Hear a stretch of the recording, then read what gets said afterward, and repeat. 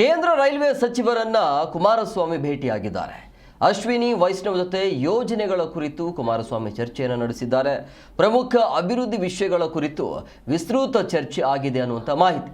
ಕರ್ನಾಟಕಕ್ಕೆ ಸಂಬಂಧಿಸಿರುವಂತಹ ಪ್ರಮುಖ ಅಭಿವೃದ್ಧಿ ವಿಷಯದ ಬಗ್ಗೆ ಚರ್ಚೆ ಆಗಿದೆ. ಅದರಲ್ಲೂ ಬೆಂಗಳೂರು ಪುಣೆ ಹೈವೇ ಸ್ಪೀಡ್ ರೈಲು ಕಾರಿಡಾರ್ ಆಗಿರಬಹುದು, ಬೆಂಗಳೂರು ಮುಂಬೈ ಹೊಸ ಸಂಪರ್ಕ, ಇನ್ನು ರೈಲ್ವೆ ಬೇಲಿ, ಬ್ಲ್ಯಾಕ್ ಕಾರಿಡಾರ್ಗಳ ಅನುಷ್ಠಾನದ ಬಗ್ಗೆ ಚರ್ಚೆ ಆಗಿದೆ.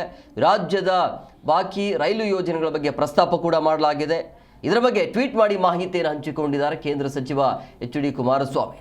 ಮುಂದಿನ ಯೋಜನೆ ಯಾವ ರೀತಿಯಾಗಿರಬೇಕು ಅನ್ನೋದರ ಬಗ್ಗೆ ಚರ್ಚೆ ಆಗಿದೆ.